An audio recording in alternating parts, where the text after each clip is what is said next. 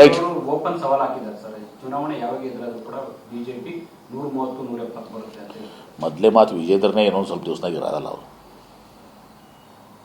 ವಿಜೇಂದ್ರವ್ರಿಗೆ ಹೇಳ್ರಿ, ಬಹುಶಃ ಇನ್ನೊಂದು ತಿಂಗಳಲ್ಲಿ ಔಟ್ ಗೋಯಿಂಗ್ ಪ್ರೆಸಿಡೆಂಟ್ ವಿಜೇಂದ್ರ ಅವರು.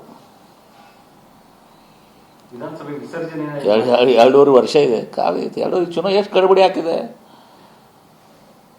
ವಿಜೇಂದ್ರ ಅವ್ರಿಗೆ, ಯಾಕೆ ಗಡಬಡಿ ಇದೆ? ಗಡಬಡಿಯಲ್ಲಿ ಅಧ್ಯಕ್ಷರಾದ್ರಿ, 1ನೇ ಟರ್ಮ್ ಶಾಸಕರು ಎಲ್ಲ ಸೀನಿಯರ್ಸನ್ನು ಬಿಟ್ಟು ತಂದೆಯವರು ಇವ್ರನ್ನ ನೇಮಕ ಮಾಡಿಸಿದ್ರು. ಅದೇನೇ ಇರಲಿ, ಗಡಬಡಿ ಯಾಕೆ? ಅದು 1ನೇ ಟರ್ಮ್ ಪ್ರೆಸಿಡೆಂಟ್ ಆದಂಗೆ ಅಲ್ಲ, ಇದು ಫಸ್ಟ್ ಟೈಮ್ MLA ಪ್ರೆಸಿಡೆಂಟ್ ಆದಂಗೆ ಅಲ್ಲ ಇದು. ವಿಜೇಂದ್ರ ಅವರು ತಾಳ್ಮೆ ಇರಲಿ, ಇನ್ನೂ 2.5 ವರ್ಷ ಅದ. ಜನ ನಮ್ಮನ್ನು ಆಯ್ಕೆ ಮಾಡಿದ್ದಾರೆ. 2028 ನೋಡೋಣಂತೆ. ಅವಾಗ ನೀವು ಇರೋಂಗಿಲ್ಲ, ಮಾತು ಬೇರೆ. ಅವಾಗ ಇರೋಂಗಿಲ್ಲ ಇವರು. ಅವಾಗ ಇವ್ರ ನೇತೃತ್ವ ಇರೋಂಗಿಲ್ಲ, ಇವ್ರ ತಂದೆಯವ್ರ ನೇತೃತ್ವ ಇರೋಂಗಿಲ್ಲ, ಇಬ್ಬರು ಇರೋಲ್ಲ. ನೋಡ್ಕೊಂಡು ಬೇಕಾದ್ರೆ ಬರ್ಕೊಂಡಿಟ್ಕೊಳ್ಳಿ ನೀವು. ನಾನು ಇವತ್ತು ಹೇಳಿದಿನಲ್ಲ, ಬರ್ಕೊಂಡು ಇಟ್ಕೊಂಬಿಡಿ. ತಾರೀಕು ಎಷ್ಟು? 27 ಡಿಸೆಂಬರ್ 2025 ಬರ್ಕೊಂಬಿಡಿ ನೀವು. ರೈಟ್. ನೆಕ್ಸ್ಟ್ ವಿಧಾನಸಭೆ ವಿಸರ್ಜನೆ